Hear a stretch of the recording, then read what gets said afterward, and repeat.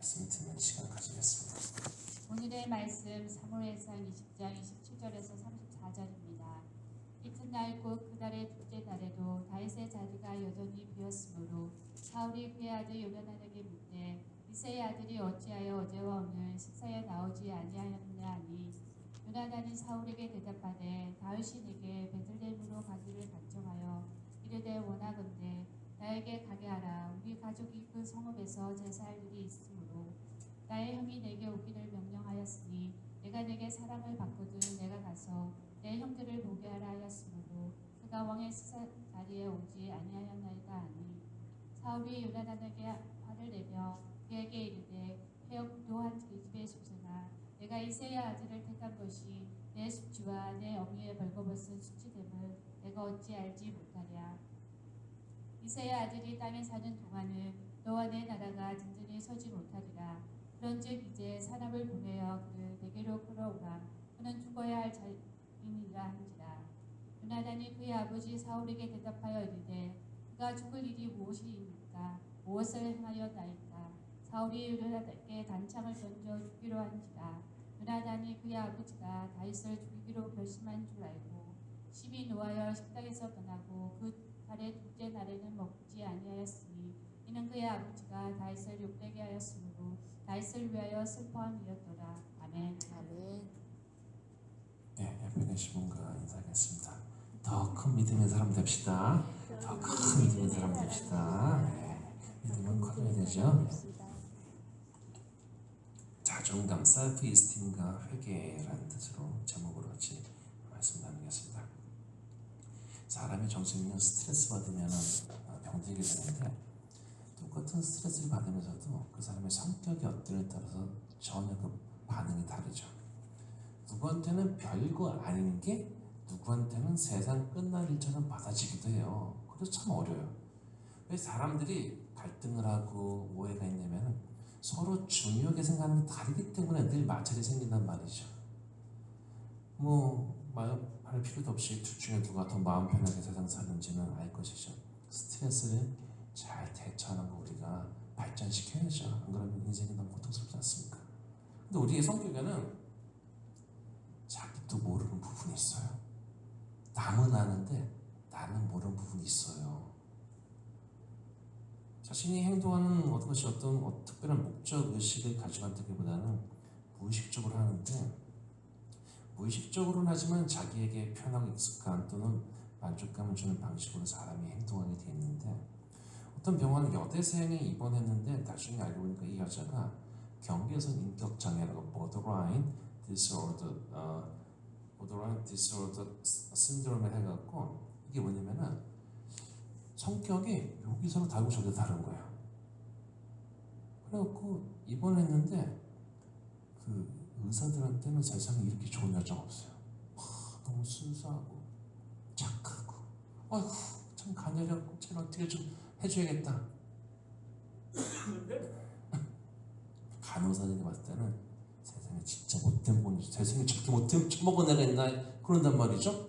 그러니까 똑같은 사람인데 누구를 대할 때는 되게 좋은 여자처럼 누구를 대할 때는 정말 미친 사람처럼 하니까 그 의료진끼리 갈등이 생기는 거예요.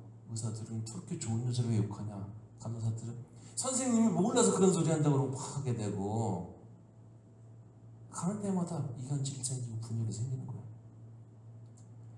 오늘날요 우리는 정신적인 문제로 매매한 파괴성을 가진 사람들이 사회적으로 몰이키는 일들을 볼 수가 있는데 그런데 그러한 사람들 중에 커다란 특징 중에 하나가 마음속에 분노를 품고 있다는 것입니다. 여러분 마음속의 분노가 우리를 병들게 합니다. 관계를 망칩니다. 근데 이런 사람은 특별한 사람이 아닙니다.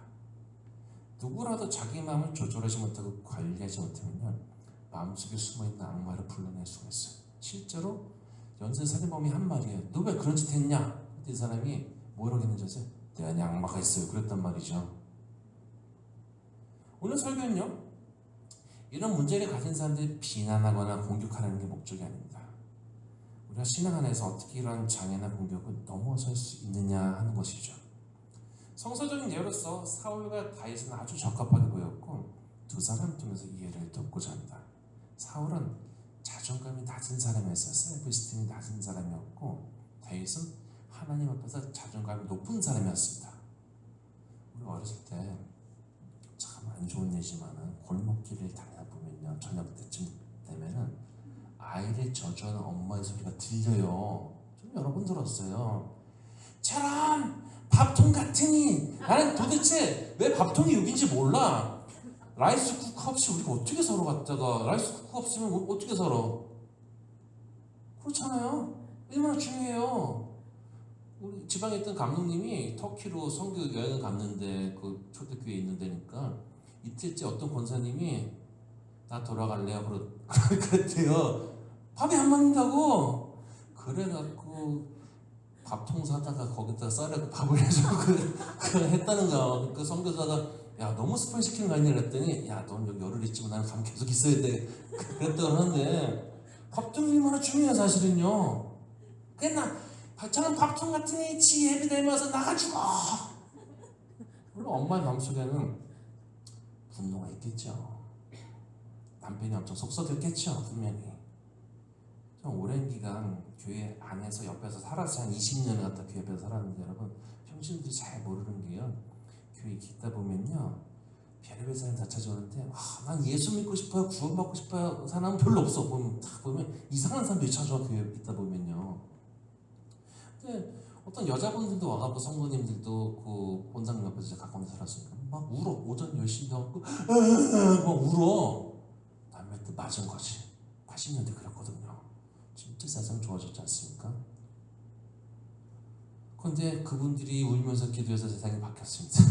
그래갖고 지금은 한국 여자들은 자기들끼리 좋은 음식점 찾아가고 뭐 남자들은 막 지하 상가에서 칼국수 먹는다 이렇게 얘기를 하게 되는데 제가 90년대 후반에 그 큰 교회에서 교육전도 있으면서 그 가족 수양 전체 수양회를 하는데 그때 당시에 나이 많은 여자 권사님이 얘기하더라고요.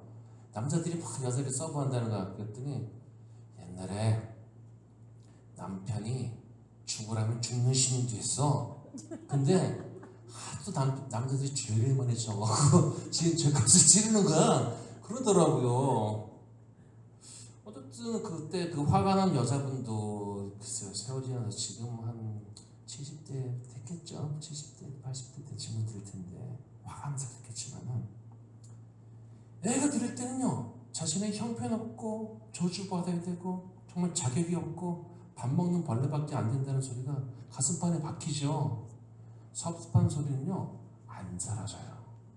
남이 나한테 잘해주고 그런 거는 기억이 잘 안 나. 근데 나한테 섭섭한 소리는 묵상하고 하나님 말씀 묵상하면서 씻어내야 되는데 그 섭섭한 것만 참 묵상하면서 내 가슴판에 새기잖아요. 하나님의 말씀과 명령을 가슴판에 새겨야 되는데 섭섭한 것만 새기지 않았다. 어떤 정신과 그 의사 장로님인데 얘기하기를 남편과 싸운 아내가 아이들이 자기 편으로 만들기 위해서 남편 흉을 애들 앞에서 보는데 이것은 아이들한테 전혀 도움이 되지 않는다는 것입니다. 되게 내 편 만들고 싶잖아요. 막 지금 당했어. 그러면은 애들 대놓고 야, 네 아빠가 어떤 사람인 줄 알아? 하면서 막 비난하잖아요. 애들 입장에서는요, 들어보세요. 아빠는 아빠대로, 엄마는 엄마대로 건강한 모습을 가지고 있는 게 좋은 것이지 자기 분풀이하자고 남편을 아이들 앞에서 욕하는 것은 치명적인 것입니다. 결국은 내가 그런 형편없는 남자의 자식이고 나면서 자존감이 떨어지는 거예요. 그러니까 우리가요 자신의 분노를 가지고 남을 비난을 하는 것을 통해서 좋아지는 일들은 하나도 없어. 나도 자신의 레퓨테이션이 떨어지고 듣는 사람도 감정 상하고 하나도 안 돼.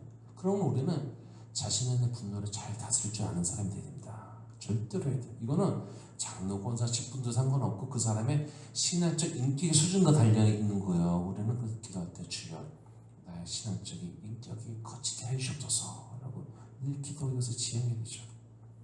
자존감이 낮은 사람, 스스로에 대해서 자신감을 잃어버리고 분노가 차오르는 사람은 상대로부터 부정적인 반응을 얻으면 못 참아합니다. 자존심이 약한 첫 번째 반응이 부정적인 소리 들으면 못 참아요. 마음이 상하면 아주 급하게 판단해버립니다. 이런 판단은 되게 그 결과가 좋지 않아요. 감정적인 불이 올라가고 하는 결정들은요 대부분 좋은 결정이 하나도 없어요. 이미 마음속에 한번 트위스트 꼬였으니까 무슨 말을 들어도 외국에서 듣기가 쉬워요. 제가 중학교 때 가다 보면 날라리 있잖아요. 날라리 노는 애들 가다 보면 썩 봐요. 그럼 뭐라는 줄 알아요? 딱 보면서 나 무시하냐? 세상에 너 그런 식으로 사니까 너 무시당해야 돼 라고 말을 했어요. 한번 쳐다보면은 나 무시하냐? 그러면 이게 자기 마음이 한번 꼬이니까 남이 나 무시하겠지 생각이 있으니까요. 쳐다만 봐도 무시하느라고 저런 거라고 자기 스스로 이렇게 얘기를 해버리는 거예요. 근데 그런 사람이요. 죄송하지만 이민사에서 저는 많이 봤어요. 뭐 한마디 들으면 막 곱게서 듣는 거죠. 꼬인 거는 풀어야죠. 그래야지 스트레이트 곧장 제대로 들리죠. 그런 자존감이 높은 사람은요. 똑같은 얘기를 들어도요. 저 사람이 나 몰라서 그랬어. 응? 나 몰라서 그랬어. 시간이 지나면 내가 가치를 알게 될 거야. 하면서 이겨내요. 이런 태도는 신앙에도 그대로 적용이 돼요. 성경을 보다가 하나님의 징계가 퍼니시먼트가 적혀있는 글을 보게 되면 그 다음에는 회복, 구원은 보지 않고 가봐! 하나님 이런 분이잖아. 내가 이런 수준이니까 나를 눈밖에 냈겠지. 나는 끝났어 하면서 하나님과의 관계를 유지하거나 회복하기보다는 그냥 돌아버리고 겉에서 돌아버리고 비난만 하는 사람, 원망만 하는 사람이 되는 거예요. 이런 사람 저는 숱하게 많이 봤어요. 이런 사람은 외롭기 때문에 또 자기 같은 사람을 찾아내. 다 눈에 보이거든 같다. 저 사람 이렇게 그렇구나 찾아내갖고 자신의 불만과 불평을 전염시킵니다. 여러분 우리가요 복음을 전도하는 사람이 돼야지 불만을 전도하는 사람이 되면 안 되잖아요. 죄를 전하는 사람이 안 되잖아요. 근데 보니까 불평과 불만과 죄는 굉장히 컨테이저스, 전염성이 대단히 강합니다. 세상에 복음 듣고서는 내가 잘해야지 예수 잘 믿어야지 하는 사람 별로 없는데 불평을 쏟아내면 그래 하면서 거기에 동조하기는 대단히 쉽습니다. 우리의 죄에 대한 본성이 좀 더 죄에 친근하게 나아가는 것이 있는 것이죠. 그러나 자존감이 높은 사람은 자신이 하나님의 사랑받는 자녀를 믿으며 하나님의 사랑을 신뢰합니다. 여러분 절대로 하나님의 사랑을 신뢰하셔야 됩니다. 그래야지 우리가 신앙생활 제대로 할 수가 있어요. 이거 끊어져 버렸으면요 직분 뭐 있고 교회 오래 다녀서도 상관없어요. 갖다가 그냥 죽어버린 신앙이에요. 자기가 비록 이런 사람은 잘못을 저질렀다 할지라도 하나님 앞에 회개하고 새로운 기회를 얻을 것을 추구하기 때문에 다시 일어섭니다.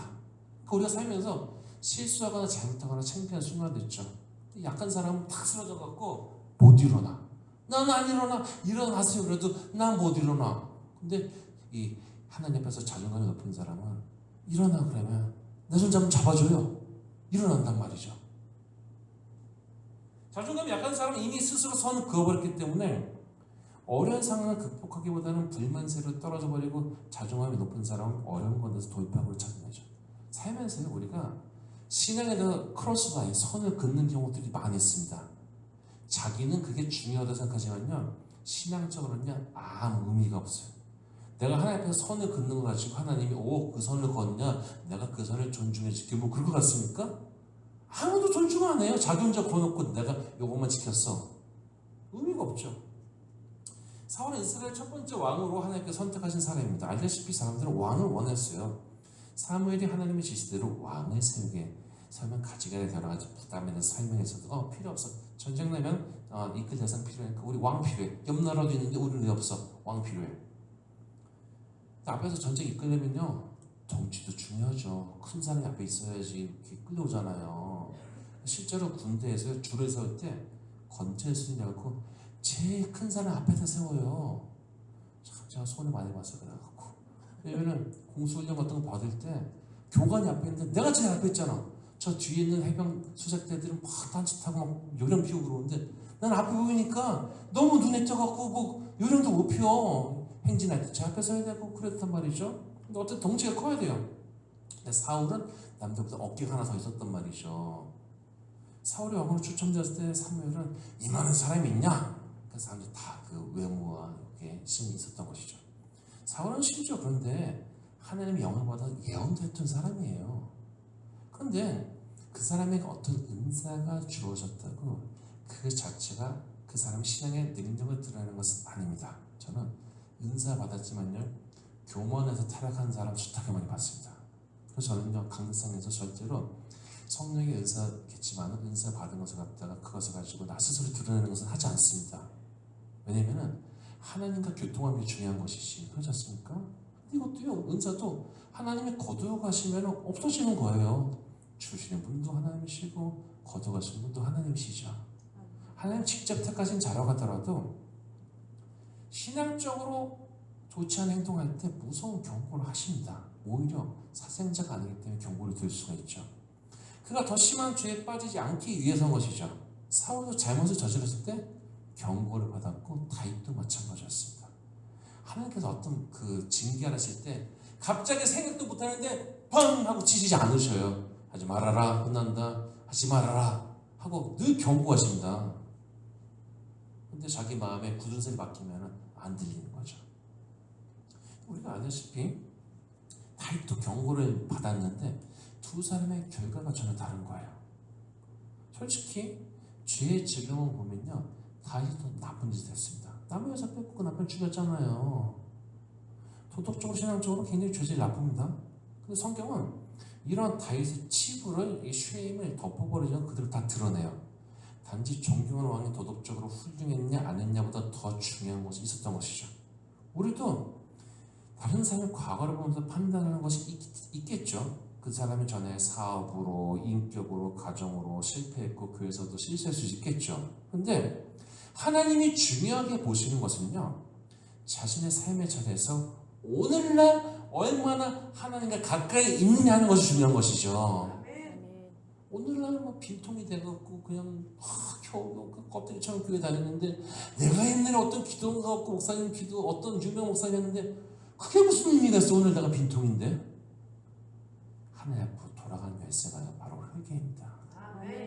사람들은 순종이나 회개 같은 단어에서 부정적인 이미지를 가지고 있어요. 특히 한국 여자들 순종하면 막 자다가도 일어날 정도로 갖다가 되게 싫어하죠. 그런 회개는요 우리가 살아낼 수 있는 기회 하나님께서 사랑하시기 때문에 주신 기회입니다. 어떤 대상을 사랑한다는 것은 한 번 더 기회를 주시는 것으로 나타납니다. 전에 그 한국 있을 때 제가 홍수가 박사님 오셔갖고 교회 엔도펜 박사잖아요. 그 얘기를 하는데 건강 얘기하시는 분이 일찍 가셔갖고 좀 그렇긴 하지만 사람이 마음이 즐거우면 그 건강에도 영향을 끼친다는 거잖아요. 반대로 마음속에 분노와 걱정이 가득 차 있으면 그 사람이 영혼뿐만 아니라 몸도 죽게 하죠. 실제로 사람이 낙담할 때 뇌세포가 막 몇십만 개씩 막 죽어난대요 갔다가. 최근에 다이돌핀이라는 물질이 발견됐는데 이게 엔돌핀의 4,000배의 그 효능이 있는데 언제 생기냐? 다이돌핀은 사람이 감동받았을 때 큰 자각을 할 때 생겨난다는 거예요. 아 내가 하나님 앞에서 하나님의 길을 걸어야지 잘못 살았다 돌이킬 때 그때 그 사람이 변화시킬 수 있는 힘이 내 안에서 나오게 된다는 거예요. 나를 살리는 거죠. 영혼도 살리고 몸도 살린다는 거예요. 하나님 앞에서 자각을 하는 게 내 영혼도 살리고 몸도 살리고. 우리 눈물 흘릴 때도 그냥 눈에 티가 들어가 살리는 거랑 감기 껴서 흐르는 것과 성분이 다르다고 그러잖아요.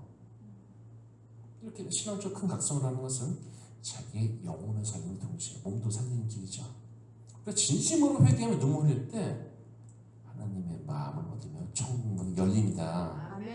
애초에 이 자존감이 낮은 사람은 이미 자신을 눈밖에 나는 사람이라고 판단해 버리기 때문에 이렇게 눈물 흘리며 기도하기가 힘들고 섭섭함만 그 안에 가득 차요. 자기 마음, 자기 스스로 선을 그어버리는 성향은 다른 사람에 대해서도 마찬가지였고 한번 자기 마음에 분노를 주거나 상처를 준 사람에 대해서는 선을 그어버리고 용서하거나 회복하려고 노력하지 않습니다. 너 나한테 섭섭하겠어? 너 다시 너 상종하네 탁 선 긋고 그 사람 얼굴도 안 보려고 그러죠.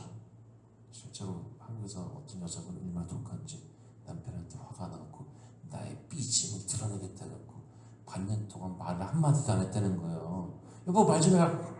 말을 안 하는 것 같다가 한 입을 덮고 자는데도 같이 밥을 먹는데도 말을 안 해. 그거 보면서 참 삐졌으니까 우리 와이프는 참 대단하다 그럴 것 같아요. 그러니까 진짜 들려 먹었다 미숙하다 그러지 않겠습니까? 우리가요 하는 행동을 통해서 존경을 얻어야지 신뢰를 잃어버리는 식으로 말하면 안 돼. 근데 미안하게 많은 사람들이 신용을 얻는 식으로 말하기보다는 신용을 떨어뜨리는 식으로 극단적으로 얘기하면서 관계가 깨져버리는 일이 너무 많아요. 그것도 지혜가 있고 발전이 있어야죠. 물론 이렇게 되기까지요 아픈 경험이 있었겠죠 과거에. 그래서 한편으로는 아픈 경험을 또 겪고 싶지 않아 해갖고 자기를 보호하는 것일 수가 있어요. 저 전에 했던 게 삼성 부장이었던 분이 나한테 그 얘기가 들어요. 일단 부장 달 때 선배들은 얘기가 일단은 배신받는 거 익숙해져라 한다는 거예요. 왜냐면은 막 자기 어떤 애 길렀어. 그런데 어느 날 부장님 그러다가 어느 날 뒤통수치고 다른 회사 가버린다는 거예요. 미국에서도 엔지니어들이 회사에서 서포트 해주면 영주권 받고 그 다음에 싹 그냥 가버리고 그런 일이 뭐 허다하지. 직장 동료로부터 비난받는 일도 있었을 것이고 아랫사람이 사표 쓰고 나가면서 자기 비난했을 수도 있죠. 당신 그렇게 살지마 그러면서 나갔을 수도 있죠. 자녀들 앞에서 아내가 자기를 깎아내릴 수도 있고 야, 네 아빠가 어떤 사람인지 그럴 수도 있고 자기는 또 사랑받는 딸이 되고 싶은데 부모님이 자신을 무시하는 소리 해갖고 사기가 꺾였을 수도 있고 오늘은 자식이 나는 엄마 잘 안 살 거야 난 아빠 잘 안 살 거야 라고 내 인생 전체를 부정당할 수도 있어요. 야 내가 이해한다고 이민하고 고생하면서 밤새도록 일하고 나이도 다 해주고 했는데 애들이 그 막 고맙게 생각하고 내가 앞으로 잘해야지 안 그래요. 대부분 보면요 사람은 잘해준다고 감사한 마음을 품을 정도 훌륭한 존재들이 대부분 아니에요. 보면요 오늘 본문을 보면 사울이 다윗 때문에 막 괴로워해요. 다윗이 잘못을 해서 괴로운 게 아니라 자기가 자기 마음을 이기지 못해서 괴롭습니다. 사울은 괴롭기 때문에 다윗을 미워하고 다윗을 죽이려 해요. 나한테 괴로움을 주니까 근데 내가 나를 괴롭게 하는데 어쨌든 얘는 싫어. 심지어 자기 딸을 줘갖고 다윗의 사위를 삼은 것도 미가를 준 것도 다윗을 올무에 잡히게 해서 죽이려고 했던 거야. 뭐 이런 무서운 장인이 있어. 다시 나타나죠. 다윗은 왕의 신의 힘으로 사울과 같이 식사를 하는데 다윗이 이틀째 안 보이네. 다윗은 사울이 자기를 죽이려는 것을 알았고 20장 3절에 보면은 자신과 죽음 사이는 한 걸음뿐이다. 한 발자국이다. 라고 합니다. 사울 이전에 다윗이 자신에서 수금을 하프를 키는데 거기다가 단창을 이 스피어를 던져갖고 이 벽에 박아버리려고 했단 말이죠.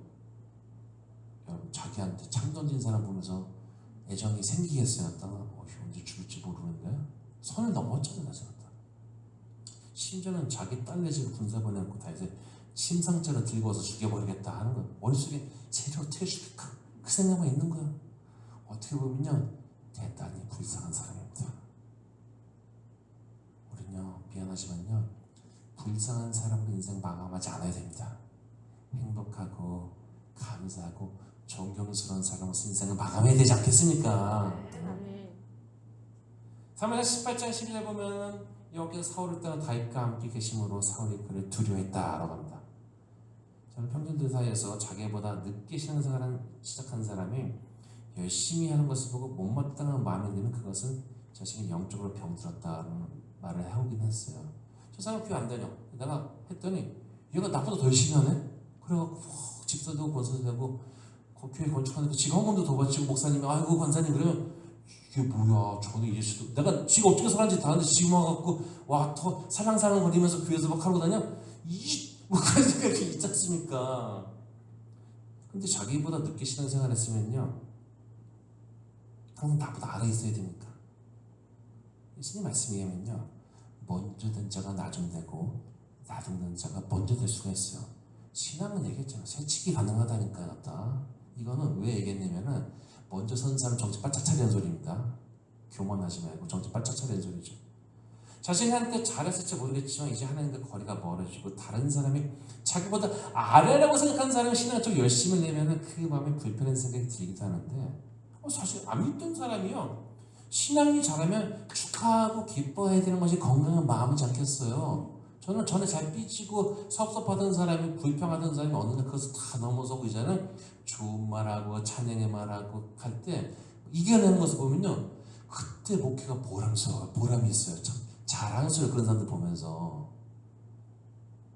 한편 사울의 아들이었던 요나단은 정말 용감하고 신앙적인 인물이었습니다. 자기 아버지가 다윗을 죽이려는 것에 절대 동의가 되지 않았어요. 요나단은 어쩌면 자기의 정적이 에너미가 될 수도 있던 다윗을 누구보다도 보호하고 사랑하고, 그리고 또 나중에 찾아가서 하나님 더 힘있게 의지하게 했다라고 한단 말이죠. 사울의 식사자리에서 다윗이 안 보이니까 그 이유를 듣고 요나단은 다윗의 형이 다윗을 불러서 베들레헴에 제사 지내러 갔어요 라고 얘기합니다. 이런 부분에 대해서 사울은 상당히 예민했고 자기를 피하고자 하는 것임을 알았어요. 이런 사람은요, 다른 사람 불신하면서도 자기 싫어하는 것에 대해서 엄청 예민합니다. 황당하잖아요. 사람이 사랑받을지 돼서 사랑받아야지, 사실 까칠한 짓을 다 하면서도 자기를 싫어하는 것에 대해서는 예민한 거예요.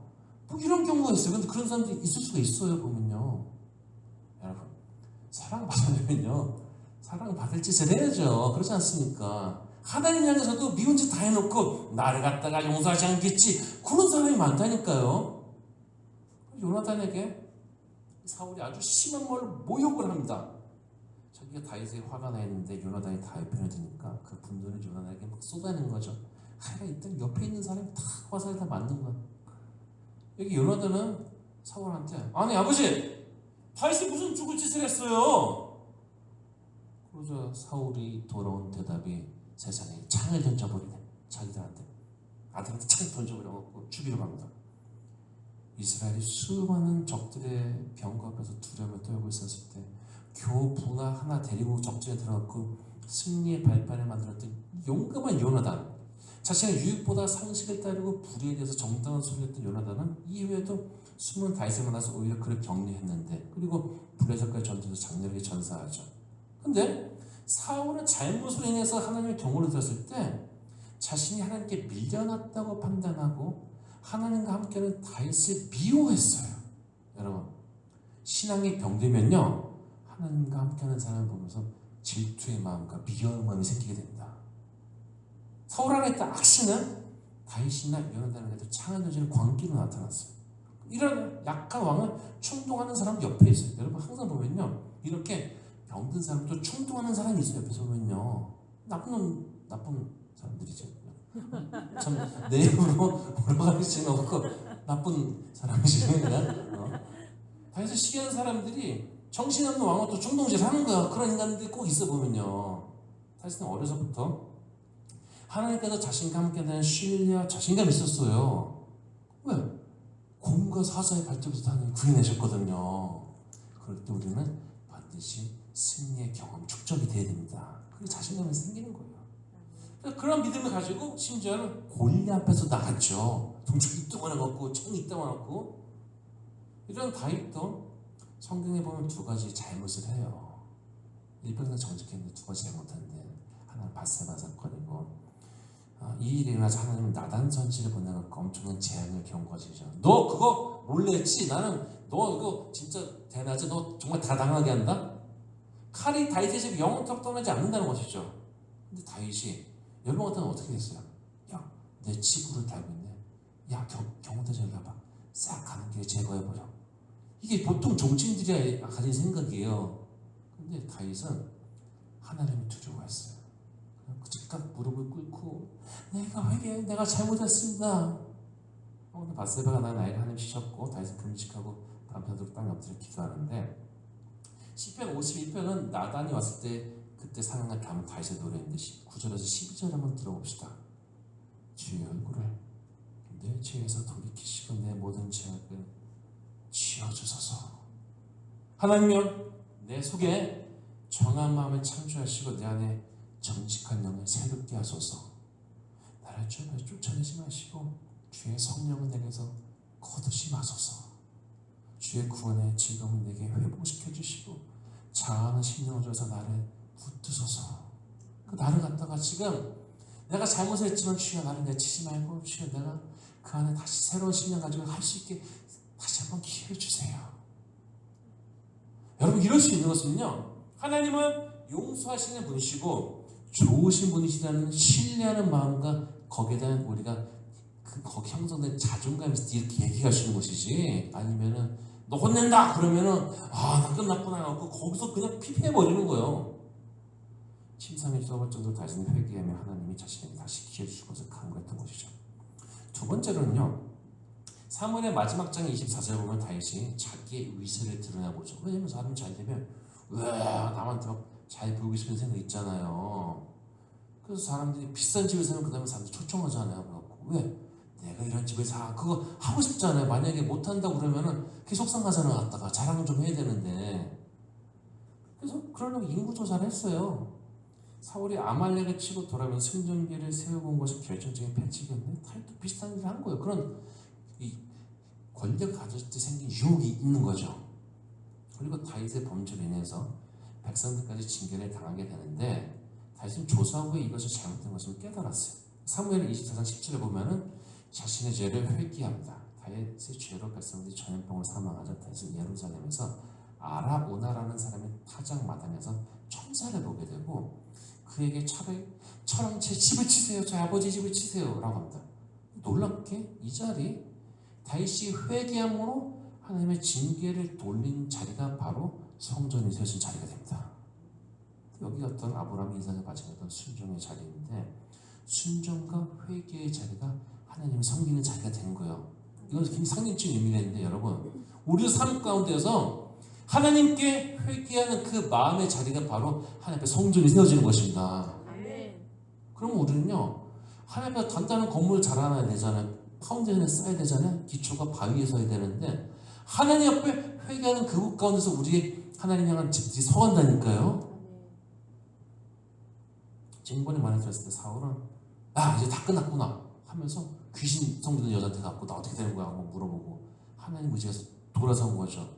성경은 사울이 이 끝나게 된 이렇게 패망하게 된 것에 대해서 귀신 성경 그저 찾아간 것 때문에 이유를 얘기하고 있어요. 자기가 그렇게 됐을 때 하나님의 마음을 돌이키기 위해서 적극적인 행동을 하지 않았고 다윗은 징계를 받았는데도 똑같이 너 끝난다라는 소리를 들었는데도 하나님의 자비를 간구했습니다. 얘기했죠. 사람은 성격도 다 다르고요. 반응도 다 달라요. 똑같은 얘기 들으면서 지금도 이거 갖다가 받아들이는 건 다 다르겠죠. 자기에게 상처받는 말 한 사람이 평생 용서하지 않고 분노를 품고 자신의 자존심만 내세우는 사람도 있고 비록 기분도 상하지만은 먼저 손을 내미는 사람도 있죠. 분명히 말하지만은 먼저 손 내미는 사람이 큰 사람입니다. 아까 우리가 그 사랑해 축복해요 당신이 향한 노래 불렀잖아요. 그 노래가 그런 배경에서 써졌잖아요. 친구랑 대타 싸우고 나갖고 쟤 상대 안 하려고 그러는데 그날 밤에 하나님이 마음도 나갖고 내가 잘못했어. 그러니까 그때 나온 노래가 사랑해요 축복해요 그 노래가 나왔단 말이죠. 먼저 손 내미는 사람이요 이기는 거예요 여러분. 응? 내가 얼마나 싫어하는지 끝까지 하겠다? 아니요. 먼저 손 내밀고 하나님의 품 가운데서 그 품성을 드러내는 게 이기는 거고 승리하는 겁니다. 응? 다윗은 하나님의 자비를 신뢰했습니다. 하나님은 자비하신 분이시고 용서해 주는 분이시고 이것을 신뢰하는 마음이죠. 시편 30편 1절에 보면 이렇게 얘기합니다. 허물의 사함을 받고 자신의 죄가 가려진 자는 복이 있도다. 5절에 보면 내가 얘기를 내 허물을 여기 자복하려고 주께 내 죄를 아뢰고 내 죄악을 숨기지 아니하였더니 주께서 너 죄 얘기했어? 막 하고 다 혼내키는 게 아니라 곧 주께서 내 죄악을 사하셨나이다. 10절은 악인에게는 슬픔이 있으나 여호와를 신뢰하는 자에게는 인자하심이 두리로다 라고 합니다. 자신의 성격이 원래 그래갖고 하나님 앞에 나아가지 못하는 사람들이 있을 것이죠. 자존감이 낮은 것은 항상 열등감과 연결이 있어요. 이 자기를 해결해서 앞에 나아가지 못하는 성격이 원래 그런 사람들이 있어요. 제가 알아요. 그럴 수가 있겠죠. 그러나 그것도 신앙 안에서 넘어서야 되지 않겠습니까? 뭔가 나를 더 예민하게 하고 뭔가 내 마음을 더 분노를 일으키는 나름대로의 이유가 있겠지만 중요한 것은 그런 것 때문에 하나님 앞에 나아가고 회개하는 능력을 상실해서는 안 된다는 것입니다. 그런데 이렇게 무능한 우리를 하나님 불쌍히 여기서 중보자로서 예수님을 세상에 보내셨고요. 예수님이 가신 데부터 성령을 보내서 로마서 8장 26절에 보면 이와 같이 성령도 우리의 연약함을 도우시나니 우리는 마땅히 기도할 바를 알지 못하는 오직 성령이 말할 수 없는 탄식으로 우리를 위하여 친히 간구하시니라. 우리가 성격도 그렇고 과거도 그렇고 과감하게 나가서 관계 회복할 만한 어떤 진취적인 마음의 태도가 없는 경우가 있고, 한편으로는 내가 회복하고 싶은데 이게 자기 오랫동안 묵은 그 습관 때문에 안 돼. 근데 성령께서 우리의 이 부족한 부분을 통해서 할 수 있게 해주신다는 거예요. 우리가 하시는 것은 성령께 우리의 마음을 내어놓는 것이죠. 끝까지 내 자존심 죽어도 안 되는 게 아니라 성령이요, 성령이 나를 이끄소서 해야지 이게 가능한 거죠. 부족하고 무능하고 죄 많은 우리, 하나님 앞에 나가서 적극적으로 관계를 회복할 능력도 없는 우리를 위해서 예수님이 오셨고, 예수님 본을 따라가며 말씀은 마음에 새기며 이제는 우리 입술로 하나님의 자녀됨을 기뻐하고 자신의 죄악과 부족함을 회개하도록 하십니다.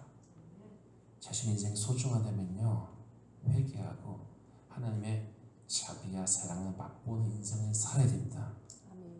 인생의 마지막에서 후회하시지 마시기 바랍니다. 내가 신앙생활을 더 열심히 했어야 되는데, 내가 하나님께 더 가까이 갔어야 되는데, 후회 없이 사시기 바랍니다, 여러분. 자기 짧은 경험과 성격 탓으로 선을 긋고 어둠에 사는 사람, 사울같이 돌아오지 못하는 자가 아니라 하나님의 선하신 믿으며 돌아온 자, 회개로 하나님 마음을 얻고 내 인생과 영혼도 사는 자가 되어야 될 것입니다. 바로 그는 자신이 하나님의 은혜 입은 자를 믿고 그 가운데 마음의 힘을 얻고 하나님의 관계를 튼튼히 세워나가는 하나님의 귀한 아들, 딸들 다 되시기를 주님의 이름으로 축원합니다.